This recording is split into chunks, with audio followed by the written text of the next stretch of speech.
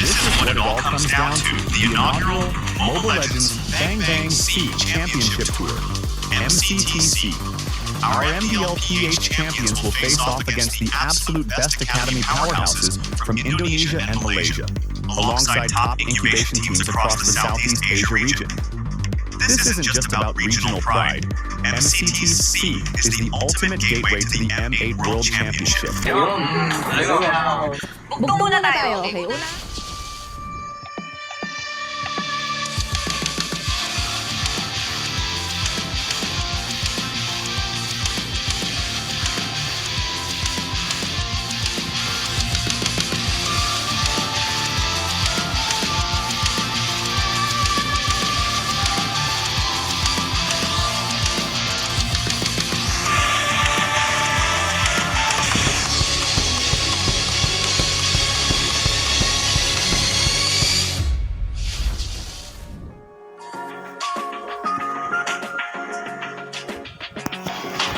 The 18th season of MPL Philippines is brought to you by the following sponsors. Infinix, the official smartphone partner.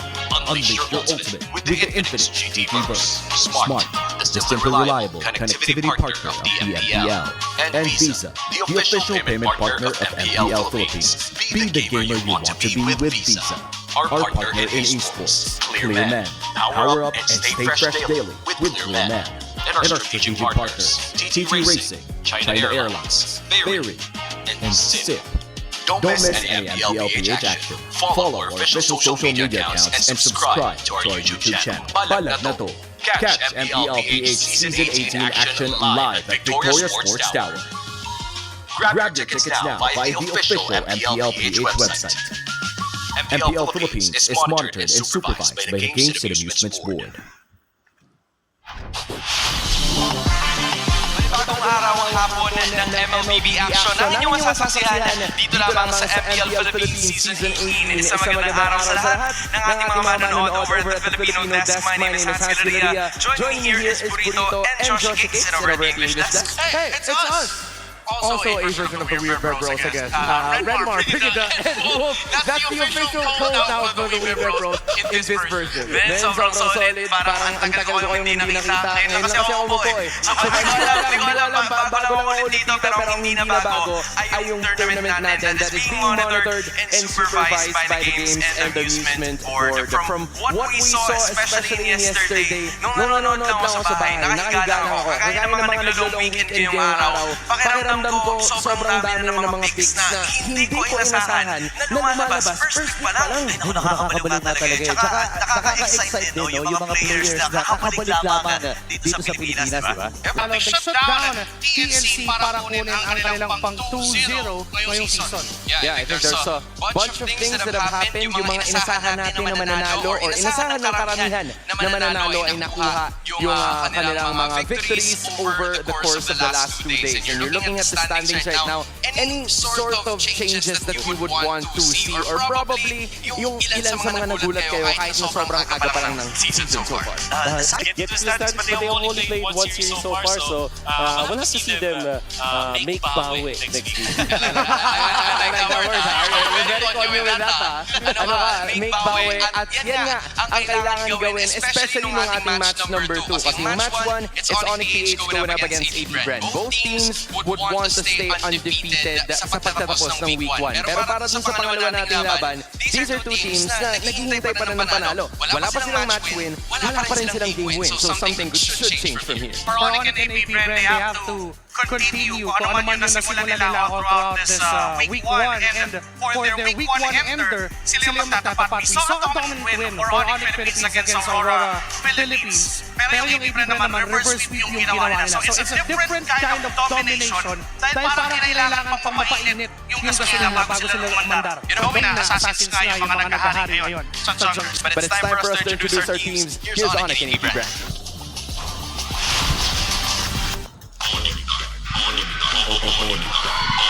Repping the Sonics, leading them and leading the charge are your Clear Legends pick, King Kong, and it's time for Onyx Philippines!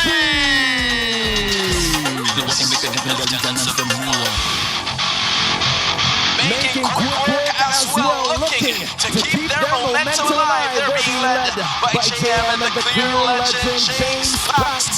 Hive, come alive for AP Bren!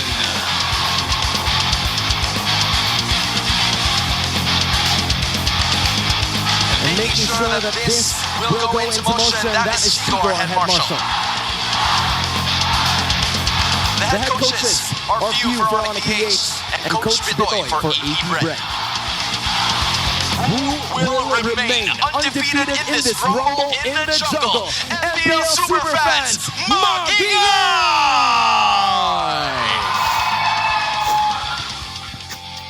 The Rumble in the Jungle begins. King Kong ang unang magiging pasok, and it's still gonna be the same lineup para sa Onyx PH. Mananatiling agresibo, mananatiling progresibo. Nakita natin kung gaano din sabihin na natin na adjusted yung kanila naging composition dito. Dami na namang experimentation na nakakabalan natin against AP Bren. And AP Bren, this is a squad na maraming nagka-count out. How could they win this with this type of roster? Sa pagbabalik at sa kanilang bagong roster this season 18, they've shown na nakahanap nga sila ng system within the chaos na binabanggit ng mga tao sa kanila. JM Pinkman, Escalera, and Lancy. These three players, these three new players for AP Bren, they've been doing good. So it's a completely different structure against the team that we've seen from last season. Here is a Smart 5G test. Tell us who our players.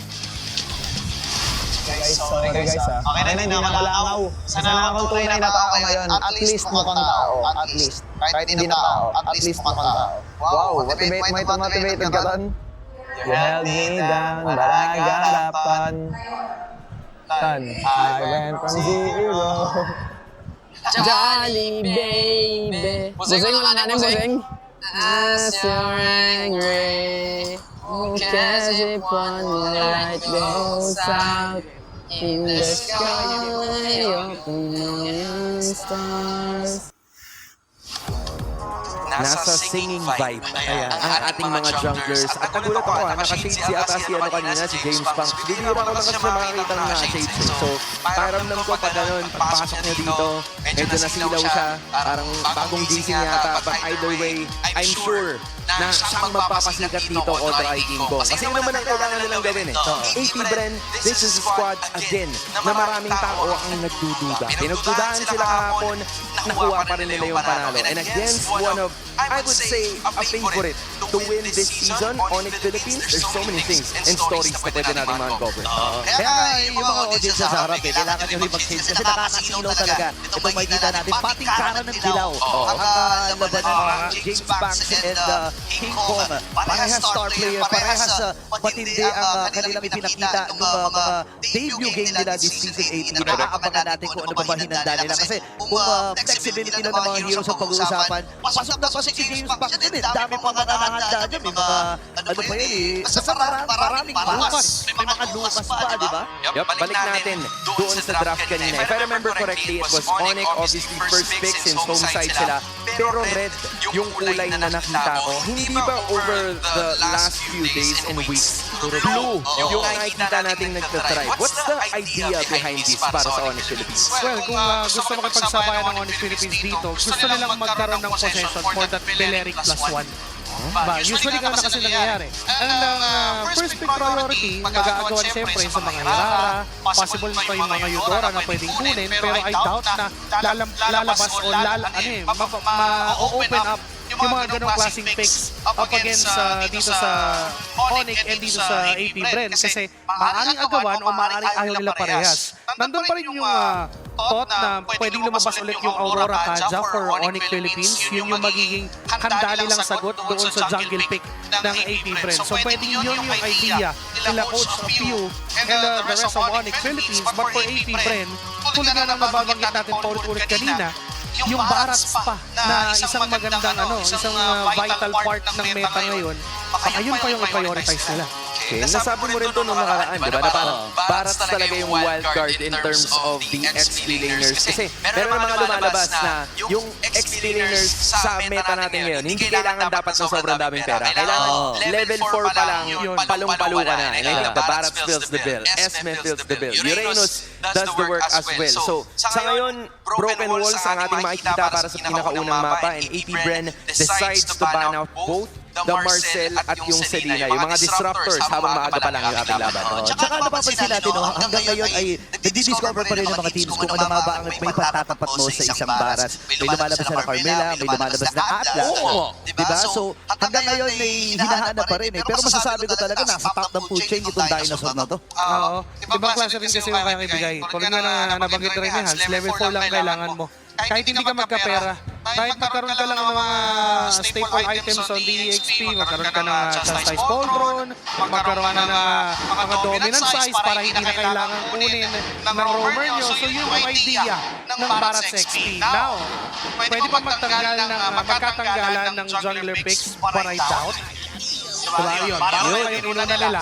Tapos, ma-open up na kumuha sila ng Hirara first pick, pero yung Beleric +1 ng Onyx, yun rin yung mahirap na i-address eh. Oo, parang hindi yun yung magiging choice ng banning dito ng AP Bren. Obviously, they have prepared for this, knowing that. So, Atlas, Freya, yung tinanggal nila doon sa kabila. I also have to ask regarding that as well. Bakit may mga Atlas? Bakit may mga Carmilla doon sa EXP lane? Ano bang ideya nun? Kasi yung Atlas na naman natin, pero hindi pa yata na nanalo. Tapos yung Carmilla, so many times has picked up over the last 2 days, pero hindi pa rin nakakuha ng unang panalo. Why is that? Laking bagay kasi ng spacing, ng positioning dito sa meta play ng MLBB ngayon. So with Carmilla, ang laking bagay na may ulti siya, yung Curse of Blood. Diba, lahat kayo mga crowd control, part of the damage taken ng main target ay nasi-share over sa iba. And it goes along with the other heroes, just like this Melissa, nahawak na yan ng AP Bren. Surprisingly, kumuha pa sila agad ng isang marksman na sabihin natin madaling counterin, but I guess I can say, okay lang din yan. Kasi dahil dun sa go away, hindi siya ganun ka-susceptible sa mga Pakito jungle. Pero yun nga, ito na naman, yung Beleric tapos yung Hirara. This is the trade na kailangan mong ibigay. Kasi obviously, Melissa is that type of hero na first pick worthy eh. Masasabi mo na isang go away niyan, gaya na nabanggit ni Joshi, mababaliktad yung sitwasyon. Losing these two to the other side, such as Onyx Philippines, hindi ba malaking buha siya, or do they just have to live with it and pick 2 more heroes? Well, ang ganda talaga ng pick up ng Beleric +1. Diba? Knowing na hindi nag-jungle pick ang AP Bren, kukuha sila ng Hirara. Pero, ang quick answer ng AP Bren would be having this Matilda para meron silang pangsagot agad doon sa possible huli ng isang Beleric. So at least meron silang way out because of the guiding wind na meron ng isang Matilda. Plus, kumuha sila ng counter doon sa mga shield heroes, which is the Esmeralda. Tsaka nakita na rin natin doon, last time, ng day number 1 ng Aurora Gaming, kumuha sila ng first pick nila sa...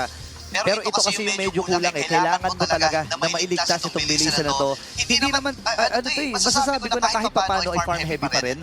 Kailangan mong alagaan itong Melissa na to at may timer talaga. May timing siya na inaantay. Correct. 12 minutes. May mga 12 minutes ka na, pero Kaja ay ayan na. Okay, nakita ko na to dati. Yung Kaja, yung Aurora, yung Wombo. Diba, si Pew yun. Si Pew ang nag-isip nun. And obviously, kung player siya, i-execute niya yan eh. I-request niya yan dun sa coach. But at this moment, he has players who are capable of pulling that off. And talk to us about that Kaja Aurora. How possible is that kung sakaling hindi ibaban kontra dito sa AP Bren? 100%. Kung hindi ibaban ng AP Bren, automatic kukunin nila yon. They need that instantaneous crowd control gamit yung second skill ng Aurora. Plus, yung layer pa na pwede nang gawin with that Kaja. Andyan din yung Beatrix option, again, for Onyx Philippines. Paano kapag hindi pa ipigilan to ng AP Bren, might as well 100% kunin na agad ng Onyx Philippines. Kasi if it works, bakit mo kailangan ayusin? So they banned out this Pakito para wala na yung sabihin na natin na top 2 junglers sa meta ngayon. At ibaba na ng Evil Bren Aurora. I wouldn't be surprised if even the Eudora would be banned out by AP Bren. Then on their hands, kuha sila ng Lilia.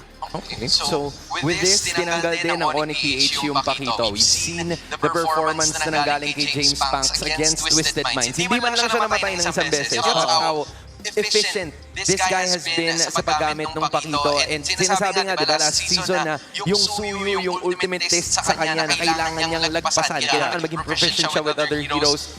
This season, parang yung Pakito yun eh. So I think there has to be another way for him to find a jungler that suits him in this current meta. Actually, may mga available pa rin naman. At kilala naman si James Punks, no, na naglalabas ng mga unorthodox heroes. Pag ganito, Prime Matilda, baka magkalukas pa nga dito eh. Yun yung isasuggest ko din sana other than this Nolan. Kasi kahit pa mag-Nolan ng AP Bren, still may Beleric at may Kaja. So once you go in, you can never go out to eh. Ito yung mga klase ng compositions na hindi ka na mabubuhay once subukan mo man na i-outplay. So, yung Lucas is a better option knowing na may Matilda na nahawak ang AP Bren. But for Onyx Philippines, walang Eudora, walang Aurora. Pwedeng sila pa yung kumuha ng Lilia, tapos or Beatrix na agad yung kunin dito. Tapos mamaya na lang yung mid. Pareha sila. Oo. I guess they decided na mas gusto talaga nila yung kontrolado nila yung mapa eh. Imagine you have the Beleric, you have the Novaria at the same time. Tapos, etong Kaja, I would say na mas makakakuha kasi sila ng room to like go around the map just because of the Novaria and Kaja combo. Although, I would say na yung early game nito, hindi pa siya ganun ka-effective. Pero unless tumatama ng dire-diretso, nakita natin yun before, Burrito, na pag tumatama talaga yan, yung mga bilo-bilo niya, yun na yun eh. Tapos na talaga yung boxing. Oo, tsaka bilis din ang rotation niya, parehas tumatagos sa pader din eh. So, kailangan mag-ingat ng AP Bren dito kasi may bypass sila na pwedeng gawin eh. Okay, so the last duplicate, there you go. Lucas, you already said it. Gatot Katsa, kumbaga cherry on top to in this composition. Pero, oo nga no, parang oo nga. Indeed. Wow! Okay, go ahead. Talk us through it. So, this is not that so different than Rafaela mid na una nating nakita courtesy of Aurora Torquille kay Coach Midnight.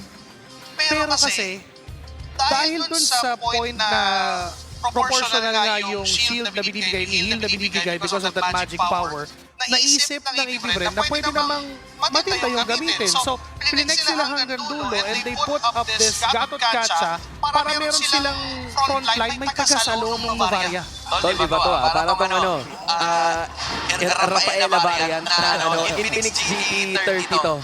GT50 na kasi ngayon eh. Rafaela yung GT50 eh, di ba? Pero ito, GT30 to, babalik natin ng konti. Brody is gonna be the last pickup of Onyx PH. Obviously, Severo knows how to work with that. Susumahin natin yung Kaja, tsaka yung Brody. I think that's where the early game damage output is gonna be coming from. Kasi yung Novaria, hindi na natin maasahan sa una. Parang sobrang accuracy dependent. Kung hindi tatama, wala kang early game output.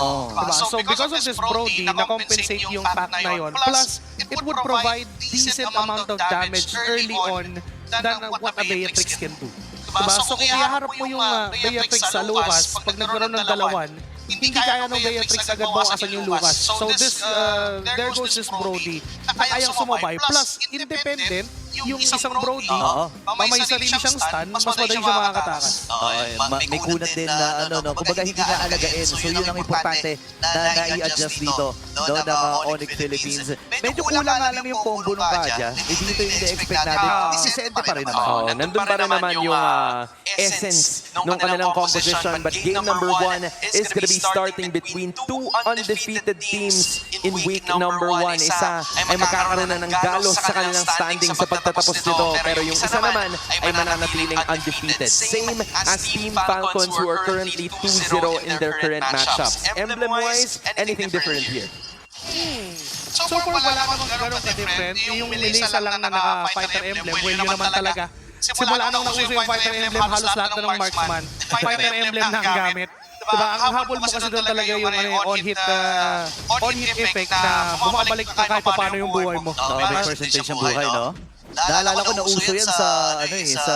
Una ka, Rick Claude. Oo, tapos sa mga mid, di ba? Si Super Prince yung nagpauso nun yung mga Louie, di ba? Yeah, I think from where we're currently looking, itong unang 2 minuto, unang 1 minuto na makikita natin, it's AP Bren just making the most out of the Lucas rotation. Kasi yung Hirara, magigets mo naman ng paunti-unti na mabilis talaga yung magiging ikot niya. As he is actually gonna be approaching yung level 4 already. Pero hindi ito kaya nung agresibo na mid lane na makikita natin over the first 2 minutes. Talagang okay, nangangalahati yung buhay. Pero I guess dahil sa Matilda, wala po masyadong ganap eh. Wala talaga, may extra shield, may mobility, no? Pwede pa magligtas ng kasama. So, ang dami mo talaga i-considera. Hindi lang yun, kasi may damage din yan. Yung mga wisp niyan ay hindi rin biro, no? May makakapag-deal din talaga ng damage. Pero susubok si King Kong na bawasan si Escalera, bababa sa 30% kanyang buhay.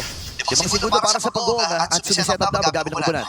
Gets mo din eh kung bakit gano'n na lang yung damage output nitong si King Kong. Kasi kung isip natin, 3 na napapurify doon sa kabila. They are so aware of the Wrath of Dryad. Hindi mo naman ma-purify yung ulti nitong si Super Yoshi unless na-timingan mo talaga ng mabuti. So they're gonna have to worry about a lot of things pagdating doon sa mga team fights. But now, approaching itong pinakaulang pagong, talagang lilipad kagad itong si Lancy. But that is an ultimate loss bago pa magsimula yung third fight. May informasyon kagad ito para sa Onyx Philippines. Game Big Man, ayaw ng talang si King Kong. Guiding win, Escalera, nakaabang yung kanyang unbreakable. Iwan, star move. Asan? King Kong yung dalawang attempt. Dito ng AP Brent, tumama na naman yung star shot na kay Super Prince. Abang kakakagin, Escalera, uy, ni James Banks. Power, Prince, ay tutumba, first blood. Para sa dami with the million moves. Kagamit na rin yung revitalize ni Kirk. Pero pinutulungan naman ng mga member din ng AP Brent. Pero kailangan natin nila matrasa. Kasi si King Kong ay babawi na. Buti na lang merong guiding win para mailigtas ni James Big Man. Haharap pa nila yung Super Yoshi. Si Kirk ay sasama na rin. At ang unang pagong na ito ay mapupunta sa Onyx Philippines. All of that happened because of AP Bren. Nagkamali din sila ng target and wala na rin silang choice kundi si Super Prince na yung banatan at that point. When King Kong playing around AP Bren, hindi man lang siya nagalusan sa laban na mag-circling eagle. Ginamit na naman. Aray ko, napakababa na yung HP! Super Yoshi ay tutuloy. Pero babaril pa rin na naman. Nag-aabang na ng star shot. Masyado na ata malay. Oh! Escalera! Tinutukan sa mukha, pare! Tol, ayoko na malayo. Huwag na yun, ang layo na eh. Sige, dito na lang tayo. Higher percentage. That is Super Prince getting his first kill again. Yung mga extended team fights na nakikita natin from Onyx PH, yun yung nagpapapanalo sa kanila. But AP Bren, obviously, hindi sila nagpapabata dito. Kumukuha sila ng kills galing kay James Banks at galing din kay Escalera for some reason. Ganda rin kasi nung early game damage output na meron another circling eagle. Wala tinamaan yung AOG pero tuloy-tuloy pa rin sila. Sila yung nagtatagumpay. Patay si King Kong dito. Nagamit ng Battle Triad. Kirky tumatakbo. Kailangan niya kumapit sa kanyang tore.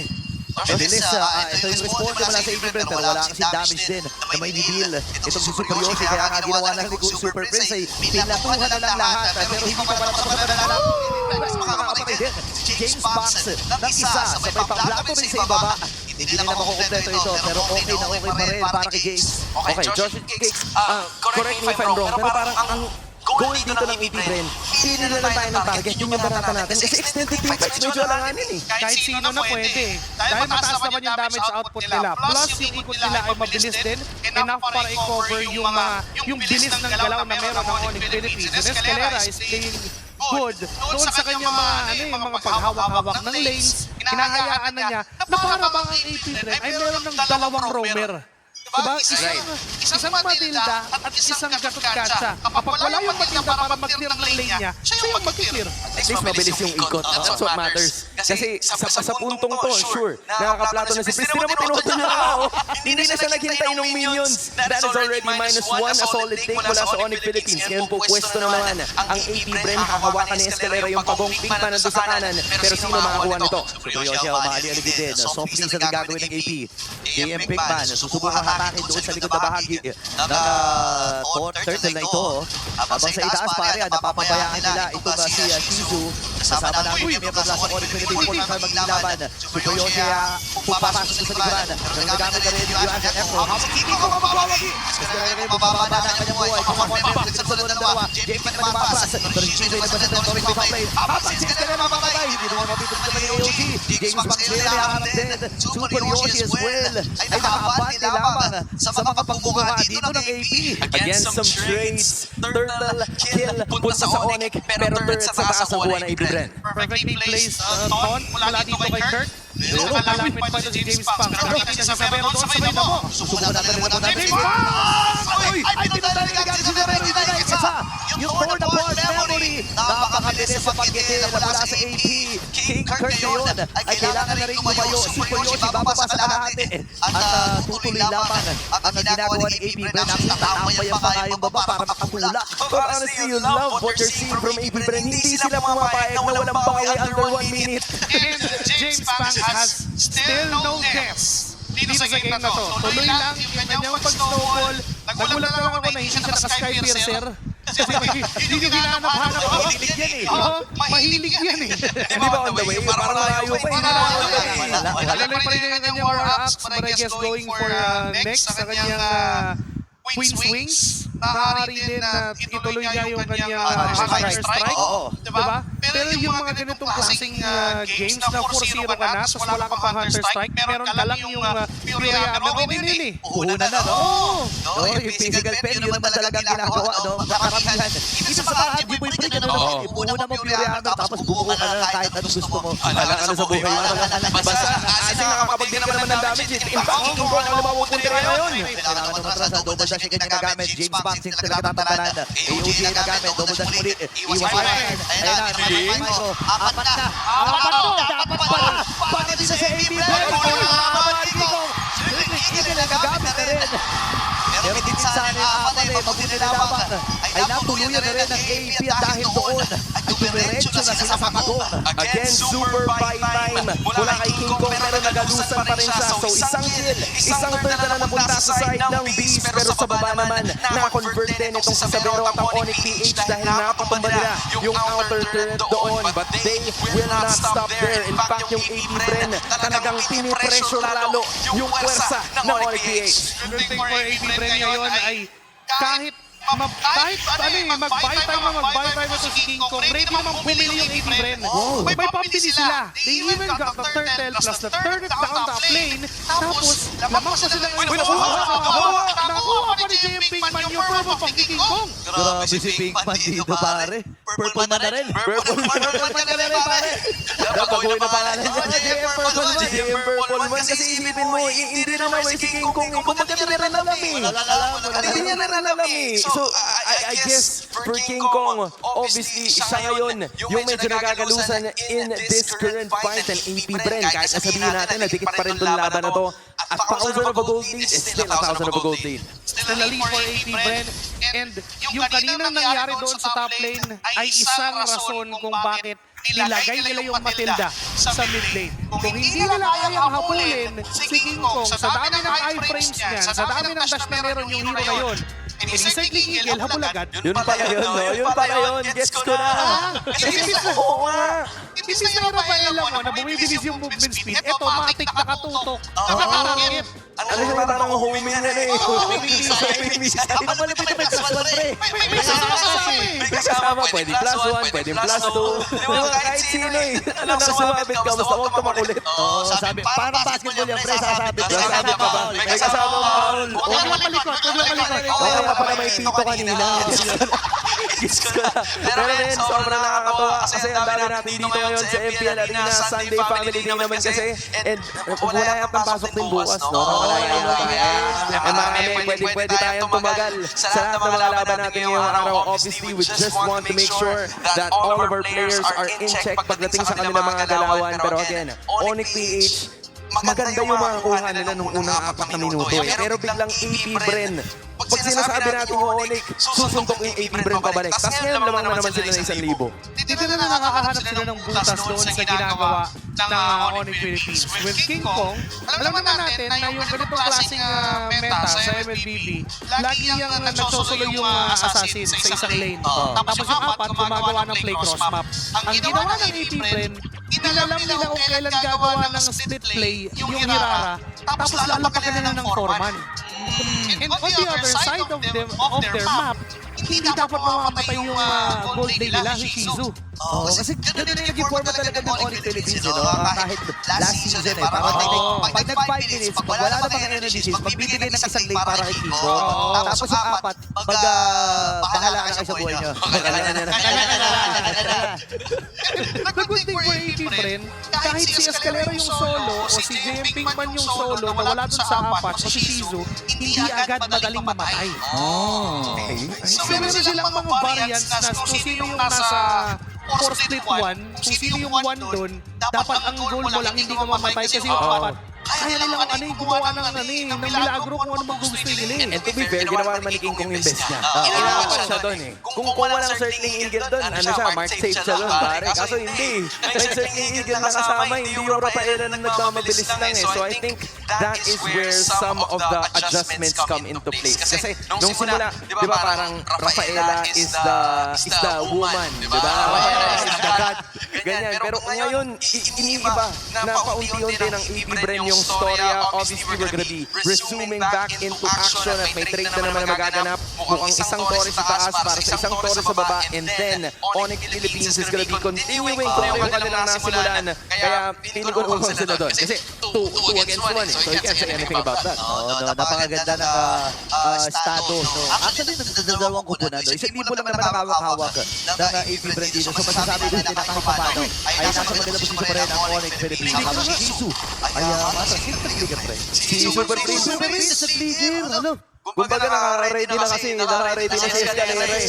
Nandun na eh, kumbaga pasugod na eh. Sige, pumasok ka. Pero hindi, may nag-trigger na lang siya palayo. So that is an information or some sort of information na wala yung resource nitong si Super Prince. Kaya lalaban na lang siya. Didistansya na lang muna kasi distansya o disgrasya. Yan ang ayaw ng Onyx PH ngayon as AP Bren is looking for this. Okay, 20K ang buhay ng Lolo ito. Papasok na rin si Pinkman. Hinahanap nila kung nasa si King Kong.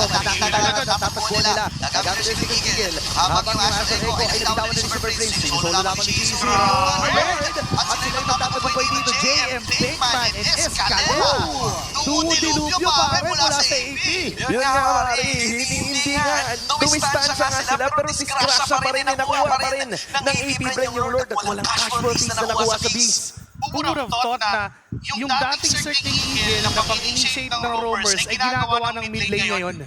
Diba? So yung nag-initiate, siya yung pang-zone niya. Pang-zone pare. I-force lang niya na umalis si King Kong sa vicinity ng Lord Pit.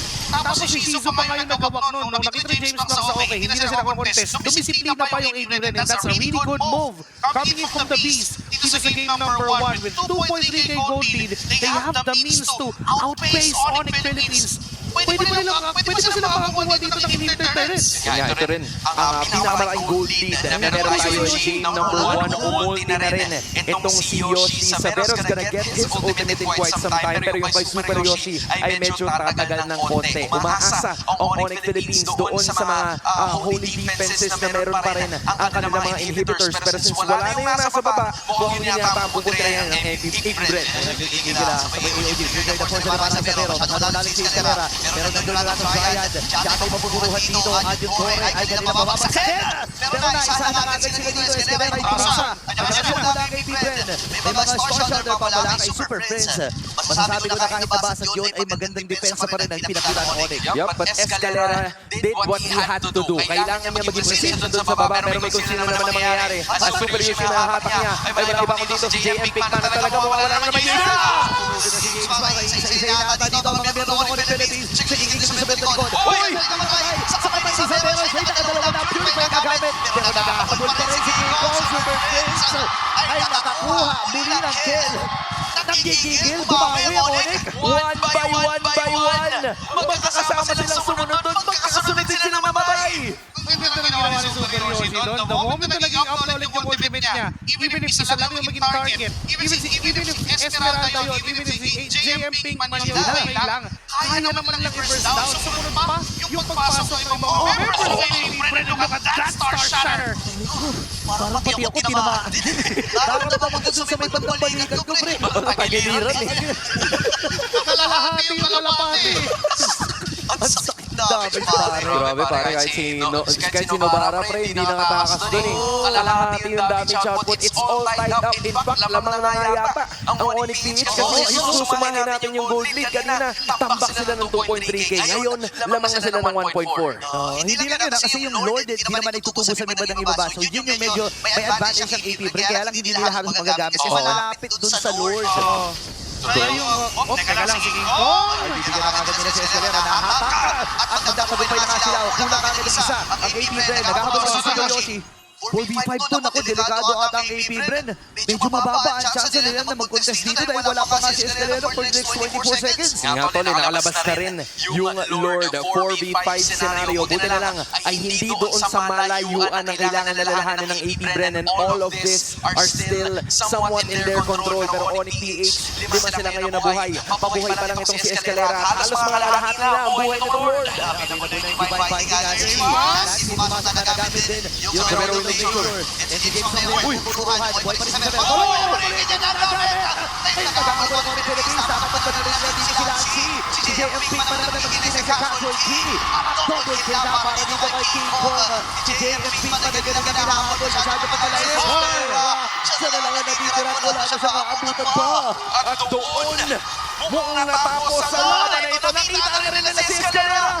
Masasa na ng Onyx. Ayun na may AOG ang gagamitin at nirigol na lang ng Super Family at mapupunta sa kanila ang game number 1. Sapakin man ng Sonic sa isa, sapak din pabalik. That is how you make a comeback possible. Game number 1 goes to the Super Fam.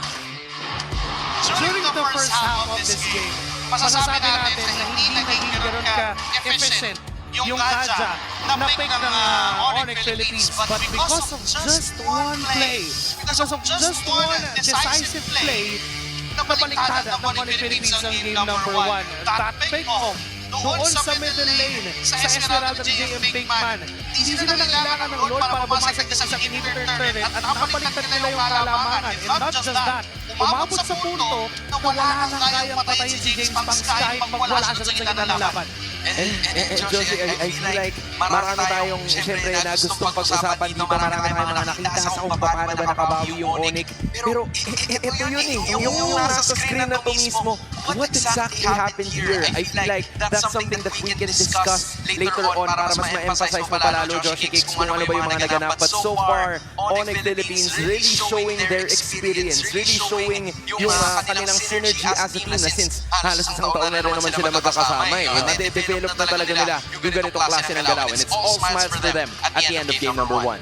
Grabe yung naging performance dito. And yung super connection ni Super Prince at ni Super Yoshi ng Ibabaw. Pero siyempre, ang mangingibabaw dyan ay walang iba kundi ang pamaypay ni King Kong. Oh, mainit eh. Mainit kasi, alam mo yan, a famous philosopher once said, mainit. And mainit din ang naging galaw nitong si King Kong from start to finish. There were moments na siguro may mga balakid sa daan niya, may mga circling eagle, may mga aeroplano, pero kahit pa paano, nagagawa niya pa rin ang paraan. Kumana pa rin ang mga dating pinaplano. Yung pa rin eh. And this time for King Kong, nakita natin kung paano umiran yung tiis pogi. Sa mga matagal natin sinasabi mga tiis pogi lang during the early game.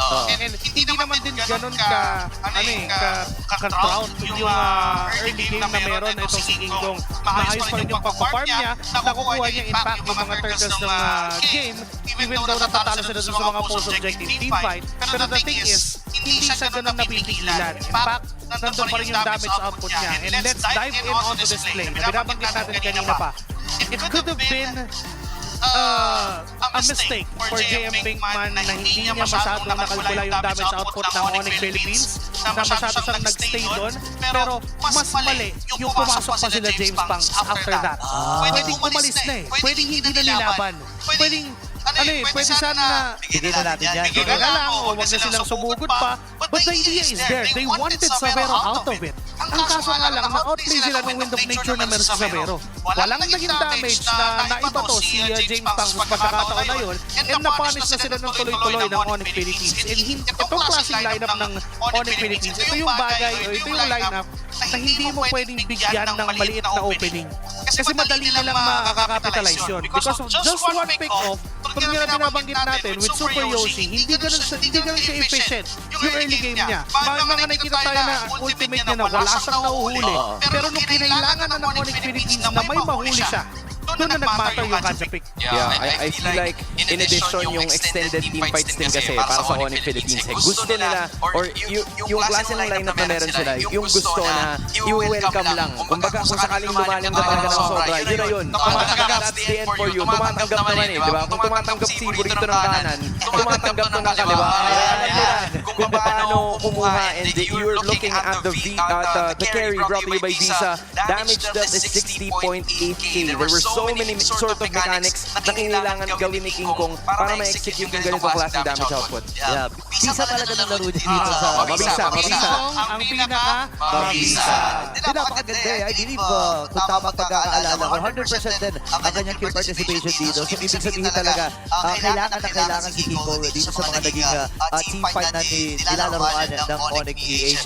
Kasi kung kukumpara mo yung lineup ng AP Brent, parang nilagay nila lahat ng basket kay James Banks sa early hanggang mid. Yung game, aasahan nila si Melissa, yung si Shizu. Pero kasi late pa yun eh.